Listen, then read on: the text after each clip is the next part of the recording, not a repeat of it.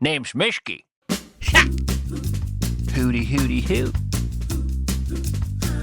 Give it to me. I say the hooty hooty hoo.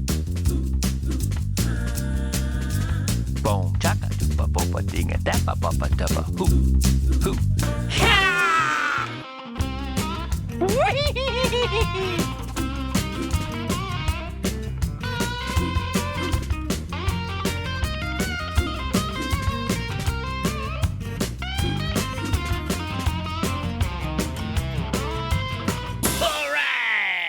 Good to be with you people. Oh boy. Yeah, you know what I saw today? I saw an ad I never thought I'd see in my life. It was for a bar of soap, and it apparently was the soap JFK used to clean himself. Yeah, it was the bar of soap John F. Kennedy used on his body. Yeah, they were selling it. I saw an ad. They wanted me to pay for it and buy it. I'm not joking. You can look this up. This is the text of the ad. You can find it if you look it up. America's most charismatic... I can't even say this. With a straight face. America's most charismatic leader had a secret weapon. His scent. Redefining presidential style, he captivated first ladies, movie stars, and the American people. Wear his scent. Jockey Club by Caswell Massey. Now in a bar soap.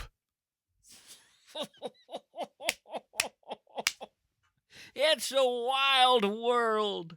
Hard to get by just upon a smile. America's most charismatic leader had a secret weapon. Did you know that, people? He had a secret weapon. His scent. And I don't mean the penny in his pocket. I mean the way he smelled. He redefined presidential style. He captivated first ladies, movie stars, and the American people. Wear his scent. Jockey Club by Caswell Massey. Whoa! I bought 32 bars of soap. Figured that'd get me through the rest of my life. I've got a secret weapon now, just like JFK. Tommy smells like Johnny. Get out of his way. I've got a secret weapon. Soaped myself today. Now I smell like Johnny. Will my life end the same way? Gwen? What is it, Ted? I want to smell like JFK. Oh, Ted, I would imagine he smells just horrible these days. No, Gwen, I mean when he was alive. I want to smell like he smelled when he was alive. Well, Ted, who would ever know what he smelled like then? They know, Gwen. They have his soap. It was his secret weapon. They kept the soap he showered with? What kind of shape can that bar of soap be in right now? No, Gwen. They have his soap brand, Jockey Club by Caswell Massey. You see, Gwen, they say that JFK had a secret weapon, his scent. It says he captivated first ladies, movie stars, and the American people. Well, I don't know what first ladies he would have captivated outside of Jackie. What are they saying? He captivated Mimi Eisenhower? Bess Truman? Do you want to captivate elderly women, Ted? And he captivated the American people, it says here, Gwen. How much of the public ever got to smell him? I don't know how many people in this country really smelled the man. My guess, Ted, is that a fraction of a fraction of a fraction of a fraction of a tiny fraction of a fraction of a percent ever smelled John Kennedy. And did a single one of those, mention his soap? My guess would be no. Ted, who exactly is marketing to you? Jockey Club, Gwen. They say I can smell like Jack, and I want to smell like Jack. I've never seen this side of you, Ted. Are there any other men you want to smell like? Yes, Spartacus. I want to smell like Spartacus. Spartacus was a gladiator in a slave uprising a couple thousand years ago. I'm not sure we know what Spartacus smelled like. He smelled like victory, Gwen. He smelled like sweat, and he smelled like the arena, and he smelled of blood and toil and bravery. Does Jockey put that in a soap? No, they do not. So I'm going to, Gwen. I've just realized my purpose on this earth, my mission. I'm going to market a soap called Spartacus. He was the most famous of the Thracians. He rose up against his Roman captors, leading men with his guts, his blood, and his sweat. Smell like the blood, sweat, and bravery of Spartacus. Bathe with the new soap from Ted Kreitzman, a Hudson, Wisconsin discount tire salesman who developed the scent of Spartacus in his garage by rolling around on a dirt floor with a sword and perspiring greatly while occasionally cutting himself on discarded rusty nails. He wiped himself down with rags, sent the rags to a chemist in Cincinnati, where the chemicals were broken down and turned into a new soap called simply Spartacus. Some men want to smell like John Kennedy, but JFK was a privileged Harvard boy. Smell like a man of the people. Smell like Spartacus. Wear a toga to the office with pride, and your secretary will notice and growl in your general direction. It never fails. Spartacus, the new soap from Ted Kreitzman, discount tire salesman. What do you think, Gwen? Gwen? Gwen! Gwen, where the hell did you go? You know, the last show I didn't talk to a single listener. Went the whole show without talking to a listener. That has left me starving for human contact. Let's call the people right after this.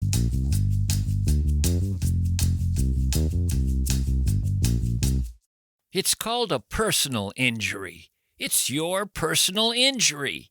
It's yours. You get to have it. It's your private little injury. What are you going to do with that private little injury of yours? You say, I don't want to talk about it. It's personal. Yes, it is a personal injury, but there's an opportunity here to balance the scales of justice because that personal injury was the result of carelessness. More than that, recklessness.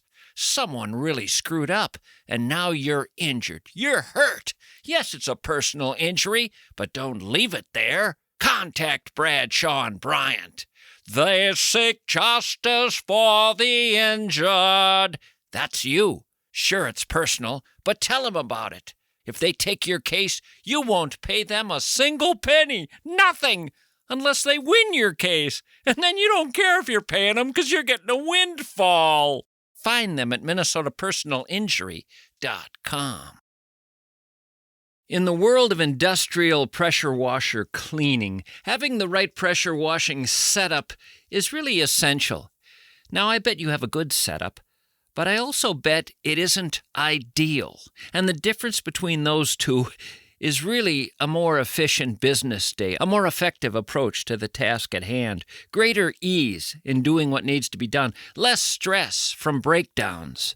But you don't know what your day could look like until you have the folks from American Pressure out to your place to just look at your setup and to show you all the ways you could be doing so much better for yourself. Nobody knows this world better than American Pressure. They do everything in this field, everything. Parts, service, sales, in-house repair, service vehicles coming out to your place. And most importantly, they offer insight into that complex world where knowledge is power. Contact American Pressure. Unlike so many companies out there, they actually answer their phones. American Pressure of Robbinsdale.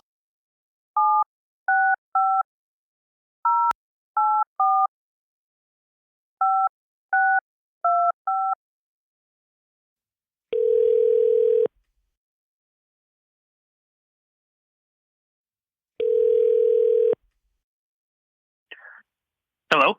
Hello, Mike. Hey, how are you? Top notch. What's new in your world? Oh, just done working, and now I'm sitting around the house.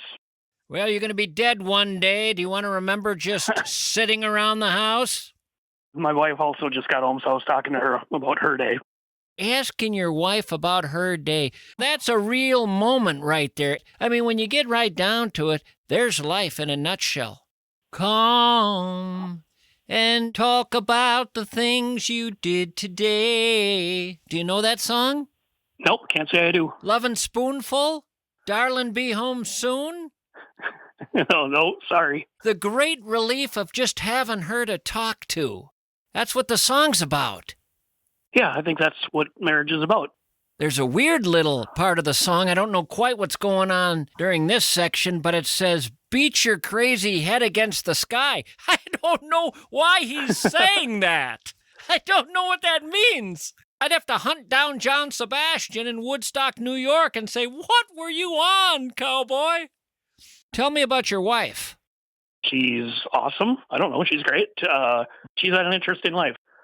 Born in Korea, and she was found walking on the street when she was a toddler, no adult, and she got put in an orphanage. And then she got adopted to a couple from Western Wisconsin when she was 3 years old.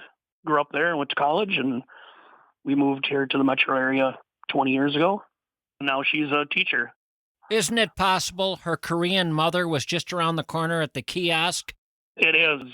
She has no clue. She's tried many times contacting the orphanage and tried to work through the adoption agency.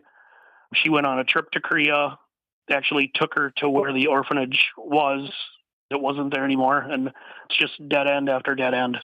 You know where I'd want to go? I'd want to go to the little spot where they found her. What was that spot? I don't know. I wish I knew, and she doesn't remember, but that would be interesting. How old was she when she was wandering around? 3. And just wandering around somewhere in Korea. They don't say whether she was crying or smiling, healthy or unhealthy, just wandering about. And she had a burn on her hand. Uh-oh. Uh-oh. Yeah. Boy, the mystery deepens. Yep, but her life has turned out really well so far, and she's made it good. Somewhere in this world, perhaps, we don't know, but possibly, there's a woman who remembers a rough morning when she, I don't know, had a little bit too much to drink and accidentally burned her daughter. Her daughter ran from the house screaming, and the mother was too drunk to chase after her, ended up passing out on the couch, went looking for her later, couldn't find her. Now that woman today could very well be somewhere in Seoul thinking about her daughter. Did she have a name when they found her? She must have known her name. Yeah, I don't know. Well, you don't have to get these answers for me. I just am a curious guy. So how long you been married? Coming up on 20 years in September. Traditionally, with the 20th, it's celebrated with China, representing delicate yet durable love. Well, we're not doing that. It's also celebrated with platinum, symbolizing strength and endurance. Where did you meet her? We met online. What is it like to meet online? What does that feel like when you meet him there? It's strange. It's different. What did she say she saw in you? It was that I had a steady job, and might have been it. I think that's all I got. Wow, she wasn't very demanding. Well, that got me in the door. Uh-huh. And after that, she found a couple other things to like. You take out the trash, you ain't bad cleaning a cast iron skillet. Yeah. Didn't drink a whole lot and didn't do any drugs and was reliable. So what have you done with your life? I'm a CAD technician, computer-aided drafter. What language did you just speak? What was that? Computer-aided drafter is what they used to be called. A CAD technician. I design wastewater treatment plants and water treatment plants. And what do you do when you're not working? Got a couple kids, chase them around and drive them around, and I like to read and just watch TV, hang out with the wife, play games, hang out with friends. Now, I have a note next to your name. I have no idea if this is accurate. I don't know where this has come from. You clearly must have been on the list for a long time because I don't remember what this is about. But I'll tell you what it says next to your name. Multiple organ transplants. Yeah, that's true. On October 1st, 2024, I had a triple organ transplant. Heart, double lung, kidney. And I was the 15th person to get that done at Mayo. Both lungs, a kidney, and a heart. You would think the heart would be one they'd want to do just by itself. Let's just see if we can get the heart to work first before we even do these other organs. The heart might not work, and then we can give those other organs to someone else. But they felt the need to do it all at the same time. I've had heart problems my whole life, and I have had kidney problems most of my whole life, and they both failed in 2023.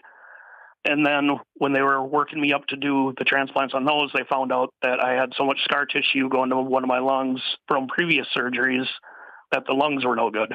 Where did those organs come from that you got? They all came from one person. All I know is it was a male, and he's younger than me. And I want to know more. I've emailed the family several times, and they have to email me back with the information. It's up to them on whether they want to talk to me. You know, it might be a situation with them not getting back to you. It might be a situation where this guy was just wandering around a market and people said, I don't think he belongs to anybody. Grab him. Took him to an orphanage, took his organs. I hope not. I hope that wasn't the case. And I'm in a support group, transplant support group, and I would say less than half have found out who their donors were and talked to their family. You're in a transplant support group? Yep, we meet online every Tuesday. Once you have the organs, what additional support do you need? Well, a lot of it is, I don't know how to explain it. Mentally, it's very difficult to think about. I don't like thinking about it. I can talk about it, but if I'm sitting by myself, I don't like thinking about it. What bothers you when you think about it? Part of it is survivor's guilt. I'm living, and this guy had to die. Part of it is I had my surgery, not quite a year and a half ago, like a year and 4 months ago, and I've had very little problems, very little setbacks. But a lot of people I've met in the support group have had very difficult time. So it's feeling bad about that. It's worrying about whether I'm going to have rejection, things like that. It's just a lot to think about. I understand. That guy didn't have to die, obviously. Yeah, right. He did die, and you were able to get the organs, but I also could get called by my wife just as I'm ready to step out into the street and keep myself from getting hit by a car and prevent somebody from getting some organs. What do we call that, a win or a loss? You're just rolling the dice in this world, and they're landing where they're landing. In the end, I think people who have philosophies that roll along the lines of things are happening the way they're happening, cause and effect all around us, we have very little to do with it all. I used to worry a lot about how awful some people's lives were. I used to think about other people's lives and how awful they were. I was having a good life at the time. You could have guilt over that every day of the week. There could be people all over the world having guilt over the fact that they're having a good run and someone else is having a horrible run. They're in Myanmar being tortured right now, or they're being arrested for something they didn't do in Munich. Meanwhile, I'm having a beer with my friends at the bar. So you could be racked with guilt over that. But then something happened to me. I got hit one day in my mid-30s with clinical depression, and I found myself almost catatonic. I got to the point where I literally just sat in the backyard staring off in the distance. I could do nothing. I couldn't read a book, couldn't look at a newspaper, couldn't stare at a photograph, couldn't really talk to anybody. I was just staring. It was severe depression. And I remember at one point saying to myself, if someone brought Hitler into the yard and said, you can give your illness to him, I wouldn't give it to him because I wouldn't want anybody in the world to feel the way I was feeling on that day, not even Hitler. And I ended up coming to a strange realization. I wanted everybody else in the world, as I sat in that backyard, to have a wonderful day. Because I wanted to know that in this world there was joy. And I wanted people to experience that joy. I didn't want anybody to have any misery. That sort of was a wake-up to me that when you're having a good day, a really good day, would having a bad day help anybody out? Would not taking those organs have made the world a better place? So that ended up being a moment where I realized, enjoy the good things that come along. There'll be plenty of bad, plenty of time to suffer later. Yeah, and it's certainly changed my perspective on life. I mean, I'm much more positive, and the amount of gratitude I have is off the charts compared to what it was 3-4 years ago. I think our family's been closer, my daughters and my wife and I, just because it was such a tough time getting through that. I think I would have had to say to the doctor, though, when I woke up after surgery, between you, me, and the fence post, Doc, when you had the lung, the kidney, and the heart all together, did you think about juggling them?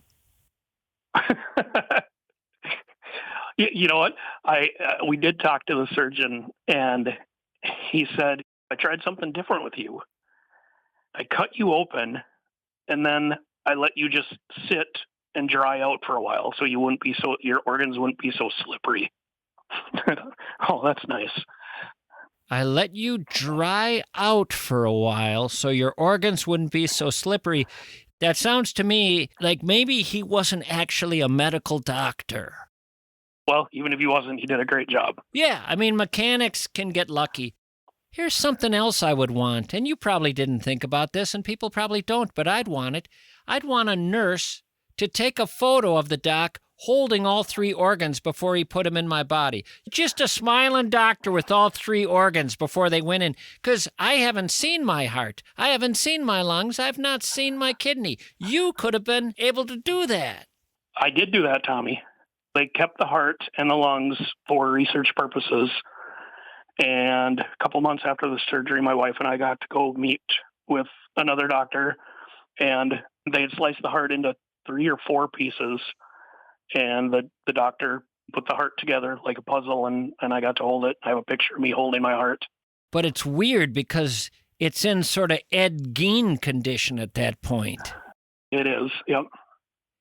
Which is fun. In a way, that's kind of fun. How old are you? I'm 47. Well, congratulations on being alive. Man. Yeah, it's great to be alive, and I've never felt better. Like, I can do more physical stuff than I've been able to do in a long, long time. That's a wonderful story. Kudos to the people at the Mayo as well. It's lovely to live in a state with that hospital. Yeah, I have transplant friends that are from New York and Montana and St. Louis. Yeah, it's crazy. I met George Harrison there in the waiting room one time. We were both getting a CAT scan together. Really? Mm-hmm. Yeah. All I said to him was hi. I just figured he had a lot going on. I was well aware of what he was dealing with. It had been in the news. Didn't really see any point in carrying the conversation beyond hello. He was in a robe, the typical robe that they give you, and I was in mine, and just sitting there. Figured hi would do it. Got to say hi to old George. He didn't look like the happiest person in the world in that moment, and I guess come to think of it, I wasn't either. No, it's not a place you see a lot of happy people. But you go to the pharmacy down there, and you can see a lot of sheiks. You ever notice that? It's weird. I'd find myself down there stopping into some pharmacy, and there'd be some Arab sheik next to a cowboy from Bozeman and a venture capitalist from London. Interesting folks wandering around that town. Well, I'm going to let you go. I've appreciated visiting with you. Good to learn about your life. Thanks for calling. It's good to talk to you. You as well. You stay well. Thanks. You too. Bye-bye.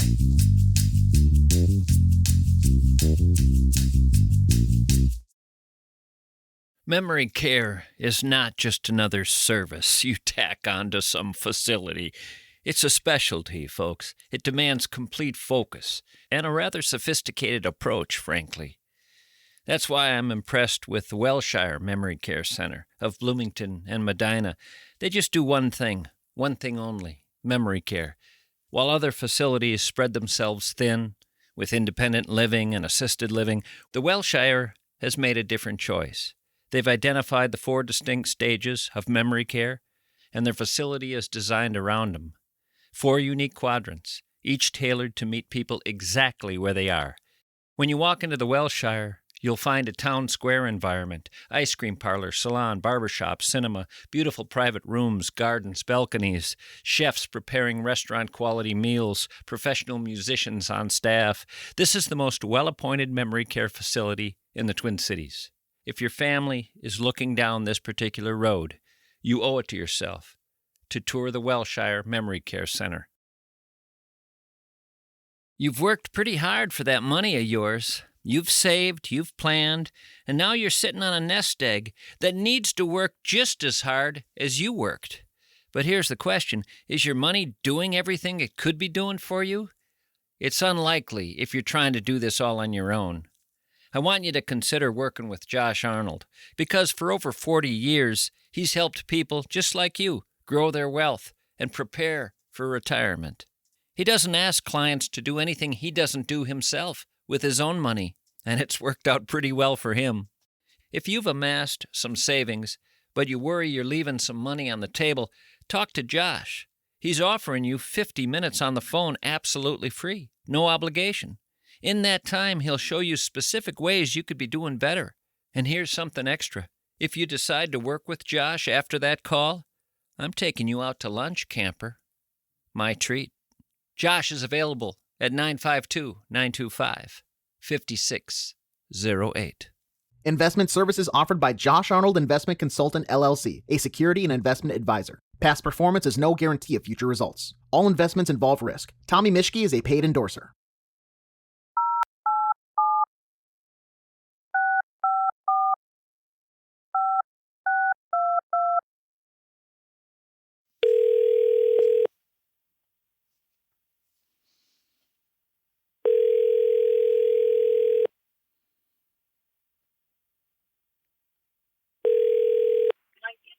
This is David.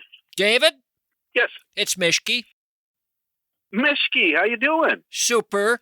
Where am I finding you? I am in northern Missouri. Does anything happen there? Not really.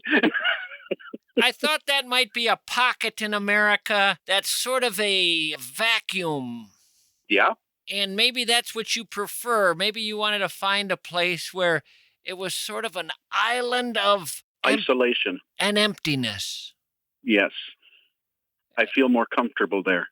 Isolation and emptiness may in fact be the names of the 2 towns. They're separated by a little creek. The Twin Cities of Missouri. This isolation, this emptiness, has it caused you to miss some important events? I'm thinking moon landing. Not so far. As long as I don't look at any media, I don't miss anything. So are you a prepper? No. Okay, I'm so not. It's not that sort of thing where you're just isolated underground and waiting for it all to go to hell. No, I just prefer the company of cows and dogs to people. You know what a compliment used to be to a woman back in the 19-teens? This would be something a young man might say to his gal when he wanted to compliment her. He'd say, "Darlene, you have cow's eyes." Yep, I've heard that. Because cows apparently have beautiful eyes. Do you find that? Yes, they do. Brown Swiss especially. Oh, you actually have a cow you prefer to be around. Yes, I do. And we're coming up on Valentine's Day. Well, I do have a wife. Does she have cow eyes? Yes, she does. Great. How about in terms of work? What do you do? Right now, I'm taking a little rest for health reasons. Attaboy. Attaboy. So you're spending your time petting the dog and riding the cow, or I'm sorry, petting your wife and riding the dog. Little of every combination, yeah. What are the towns around there? What are their names? You might be near the town where they have the one lone nudist. I interviewed a guy there in Missouri, town of 150, and he was the town's only nudist. Don't know that one.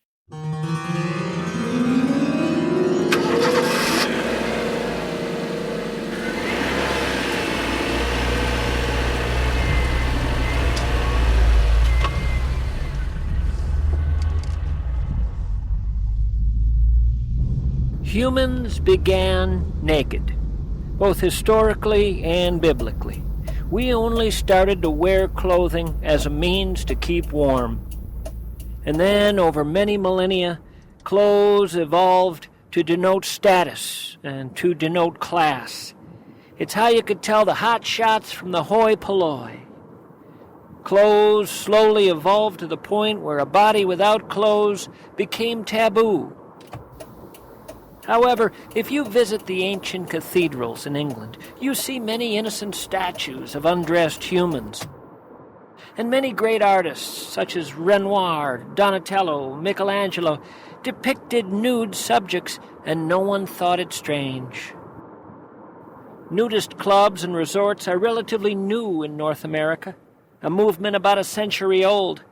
But the swimsuit is also a new invention, prior to which people swam in the nude. When the swimsuit was created a little over a century ago, it covered most of the body, but has been gradually covering less and less of the body with time. If you put on your swimsuit today and go back in time 100 years to a beach, you'll probably get arrested. But you go back 200 years, and people are going to wonder why you're dressed in anything at all. These miscellaneous thoughts are on my mind as I enter the one-block-long town of Weatherby, Missouri. I'm finding it a little hard to believe that this is the town where I'll find my nudist, a man advertising to other nudists who have similar desires to gather and enjoy each other's company, sans clothing. He's a 53-year-old fella named Randy. He lives in a small wooden cabin heated with a wood-burning stove. He wants his property to one day be a gathering spot for area nudists. Not sure where all they'd come from, but Randy has been getting some response to his ad, and he's encouraged. I've never spoken to a nudist myself. It's yet another person and subject matter to check off on my list of interview topics for these many road shows. Nudist? Check. But can this tiny town really feature Missouri's nudist movement leader? Yes, it can. Where does this all start for you? We lived in a small house. There was only one window. We had a small fan. Summertime, no breeze coming through the house. First time I ever slept naked. As I got older, it was kind of one of those things, running through the house naked. Then become one of those things of do housework naked, or paint naked, or anything that you would do clothed, except maybe cut fire with the chainsaw, you know. And why? Your body breathes. It's kind of like taking your shoes and socks off at night. You know, take your shoes and socks out, you usually wiggle your toes. Women coming home at night taking off their bras, most of the time they're like that feeling, you know. As I got older, my body feels like it's suffocating. So to get nude. So you actually got to a point where it was frustrating to have clothes on. Right. Suffocating's the word you're using? Confined, not being able to breathe. So as a young adult, you're saying to yourself, whenever the opportunity arises, when I don't have to worry about anyone being around, I'm going to get rid of the clothes and be happy. Right. Finding a nudist that actually is open and honest about being a nudist is very hard to do. Getting people to actually admit they're okay running around with someone else nude is very hard to do.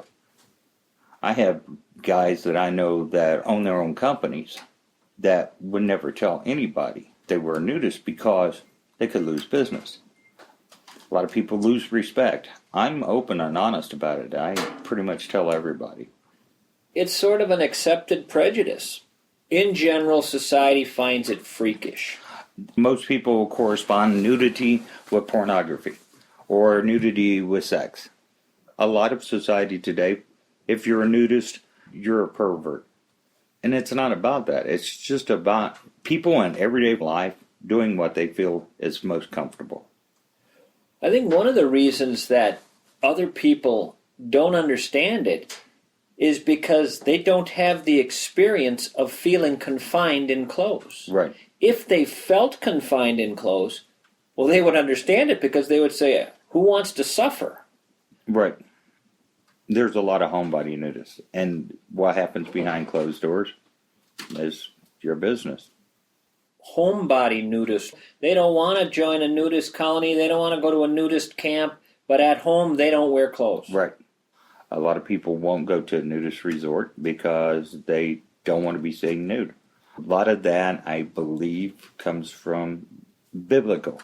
The question I ask everybody is, why is the human race the only portion of living life that is required to wear clothing? We don't see horses with clothes on. You don't see dogs with clothes on.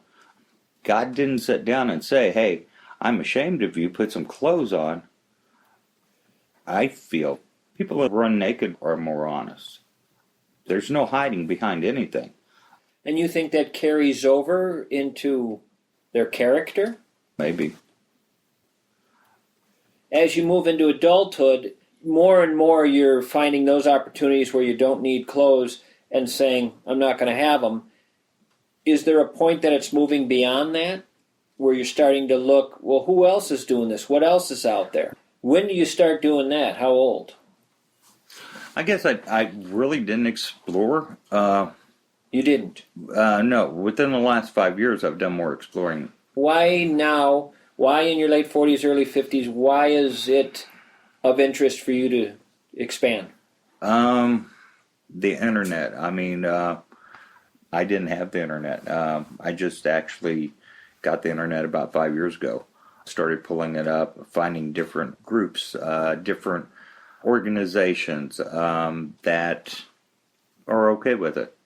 Is the expanding of it the expanding of more opportunities where you don't have to worry about clothes, where you don't have to deal with clothes?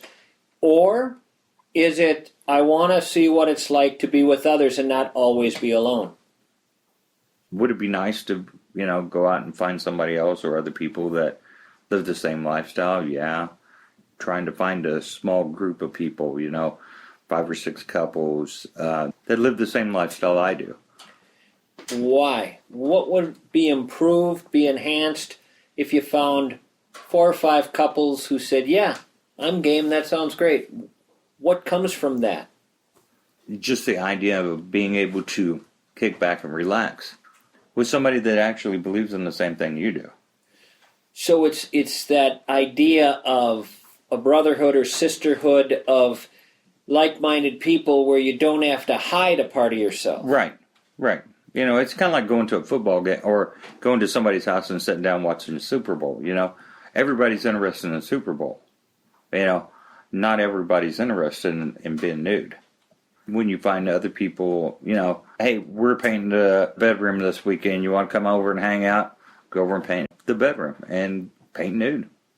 What's interesting about it to me is with the Super Bowl, you're sitting around taking in the game, talking about the game, analyzing the game, discussing the game. With nudity, you're just nude. You're not going to sit and talk about the fact that you're not wearing clothes. It's not going to be a discussion forum having to do with what it's like right now not wearing clothes. It literally will just be the experience of not having clothes. Right. So in every other way, as you guys are all together, we do the same thing. You're just doing the same thing anybody would do. Exactly. Except we do it nude. I mean, I work an 8-hour job, and I have to wear a tie every single day, which is like choke city for me. But when I come home, if I've got the opportunity to take off my clothes and run through the house naked all night, so be it.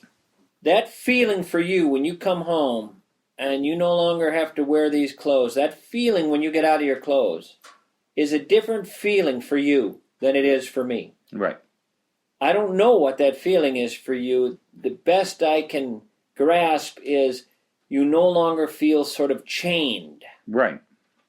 And that would be an unpleasant feeling all day to feel that way. And I wonder how that comes to be the way you feel. I mean, I realize it makes no more sense that I'm comfortable in clothes than that you're comfortable out of them. There's no logical argument either way that I can make. And yet, the majority of the country is not interested in this. Either that or they're really, really hiding it. They probably were really, really hiding it. Have you ever given it a shot? It's not that I'm not okay being nude. It's that I'm okay, and this is the bigger issue, I'm okay wearing clothes. Whereas when you have clothes on, it's kind of constraining. It bothers you. Right. That's what I don't have. It's more that when I'm in clothes, I don't think, I got to get out of these. They're fine. So that's the best insight I've had into why there are nudists in general. If wearing clothes is sort of a shackle of sorts, well, that's horrible. Who'd want that? If you ask how many women are out there that would go to work all day long without a bra on, if it was okay with society, most women would say, I leave that puppy sitting on the dresser. Let me see if you would agree with this. The more you gather with other people, the more you create an environment of okayness surrounding this. The more you get away from, this isn't acceptable, this isn't proper. The more you can create environments where other people around you are also nude, the more you can create the world you'd rather live in. Right. Have you experimented with it beyond the house? Skinny dip. I love skinny dip. Now, a lot of people can relate to the freedom and the joy of skinny dipping. A lot of people who are not nudists. Isn't that being a nudist? You're saying it's all a matter of degree. Everybody's a nudist on some level. Right. There is some part of a day, some part of a week, some part of a month where they're perfectly okay, maybe even happier without clothes, and then the clothes go on. You're saying that happiness is something that would be maintained for you the longer you could go without having to throw those clothes on. Right. I get that. So why is it that society makes it a bad deal? It's absurd to think of nudity as being morally wrong. But now let's go into a different area where even enlightened people might have a problem. They would say, well, I still don't know that I want to live in a neighborhood where the people walking around outside, leaving their cars, getting out on the street, are all naked. And it has nothing to do with morals. It has nothing to do with pornography. It has to do with... I'm fat.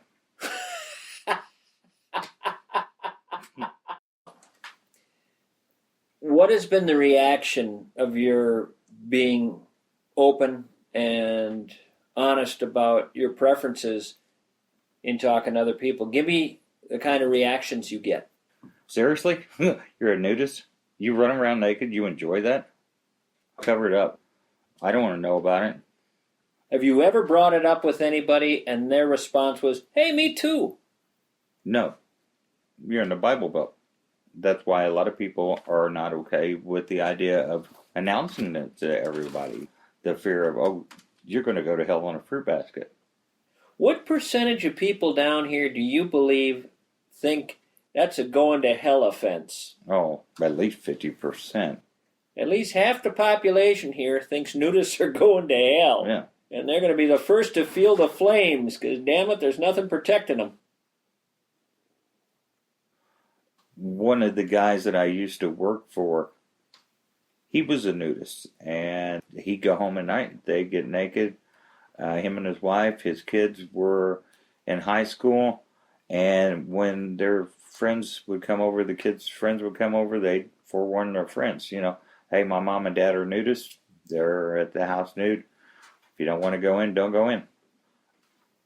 If you're a nudist, why should you have to get dressed? There is no good argument other than people's comfort level. That's really what it comes down to. Every community has their idea of what makes life most comfortable, and those things that make it wildly uncomfortable, they would prefer be outlawed. Okay. Whether it's playing music loud at 11 o'clock at night or a guy walking down the sidewalk naked. Has there ever been a time when you were really happy with the clothes you had on and it had nothing to do with the weather, nothing to do with protection? You just really liked what you were wearing and you were really happy to be in those clothes? I can't think of any. So you never have that experience of buying clothes, looking in the mirror and saying, damn, I look good. No.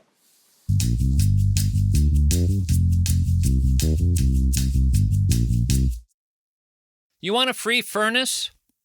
No? Okay. I thought you might want a free furnace. Some people do want a free furnace. Oh, you in the back there, you want one. Okay, here's what you do. You get a $49 furnace tune-up from Minneapolis St. Paul Plumbing, Heating, and Air. You need one anyway. You should have got one last November.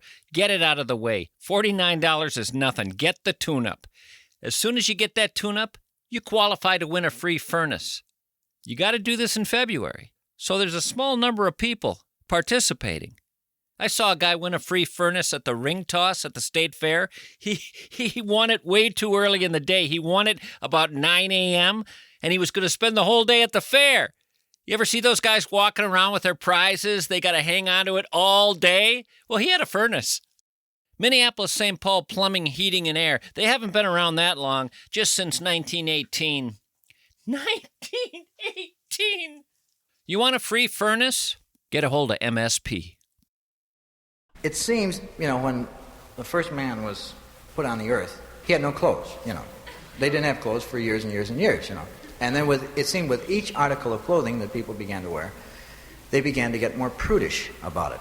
And it's kind of an inverse ratio to the amount of clothes you have on, they become more prudish. To the point where one of the strange phenomenons today is the nudist camp. And you can count on about 3 times a year, one of the newspapers here will send a photographer and a reporter out, and they will get pictures and they'll run a big expose on the nudist camp, and of course we all buy the papers and we try to spot our friends, because that's how they sell the papers, But it's kind of a strange frame of reference to be in, though, that these people, are walking around with nothing on and we're walking around fully clothed and we think they're strange and they think we're strange, So I wonder what it was like to be the reporter and the photographer, So this is the reporter and the photographer. They're just sneaking over the wall to cover this new expose for the paper on the nudist camps. All right, come on down, Arnold. Come on down, will you? Somebody's going to spot you up there. All right, throw me the camera. That's right. All right, now get down. All right, now take your clothes off. The socks and everything, yes. You want people staring at you?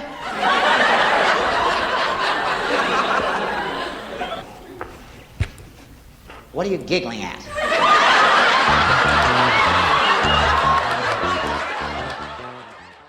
We live on the road. We have a motor coach that we travel in, so we're basically on the lam, always one step ahead of the law. You live on the road and have for how long? 4 years.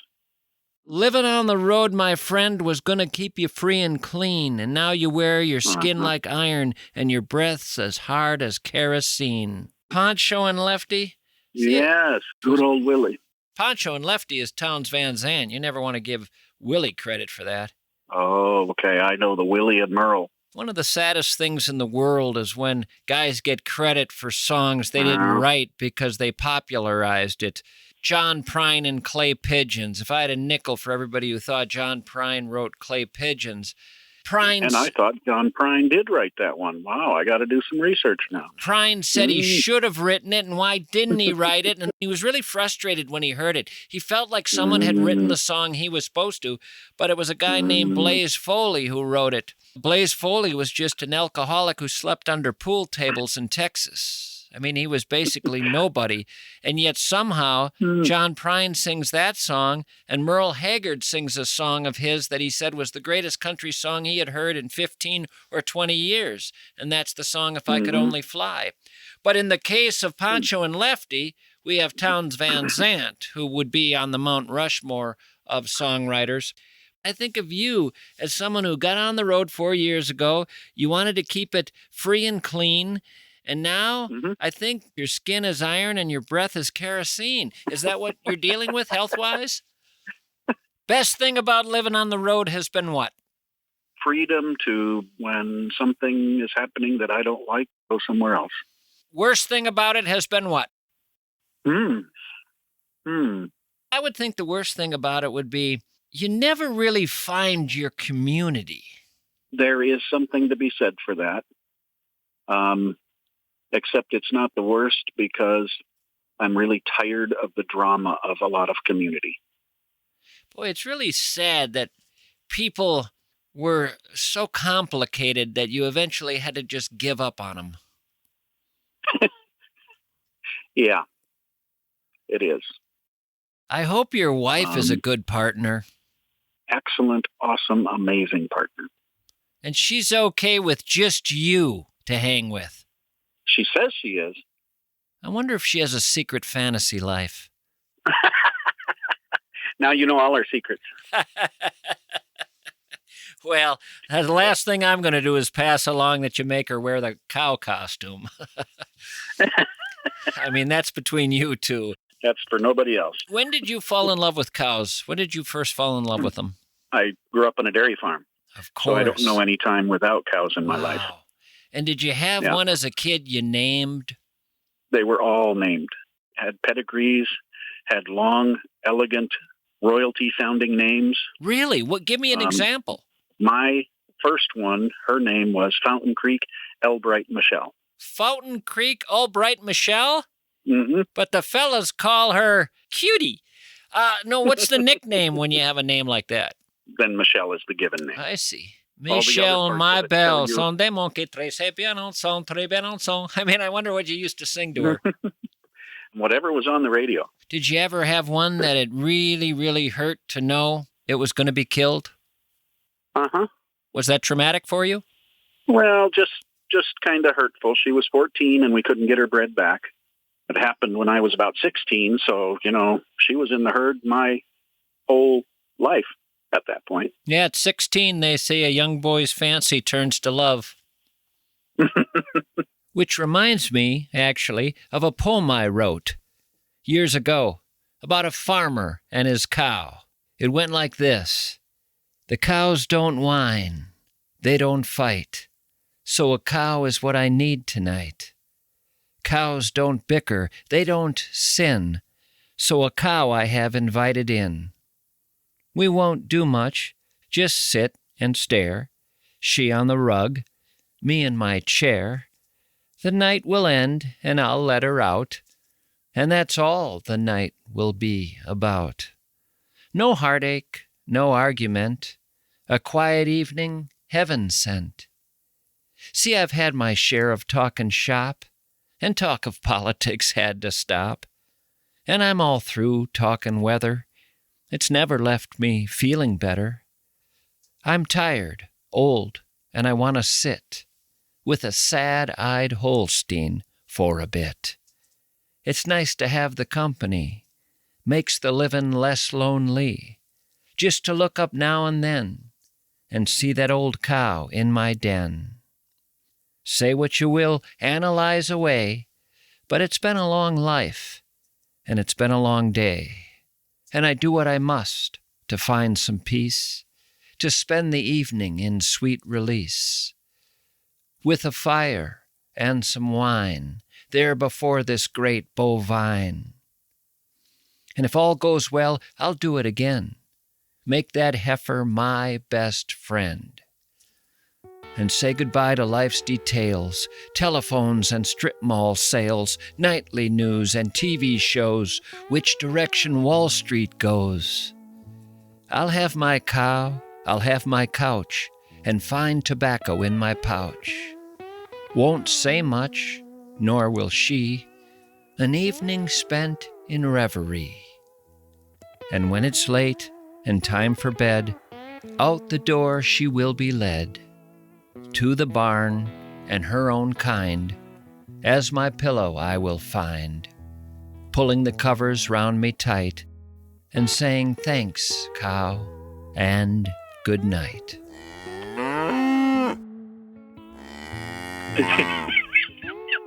Well, I'm glad I got a hold of you. Good to hear you're well, and I hope you continue to enjoy this life. I'll look at the next cow I pass and see him or her a little differently. All right. All right. You take care. Thank you. Tommy. You bet. See ya. Bye-bye. Bye-bye.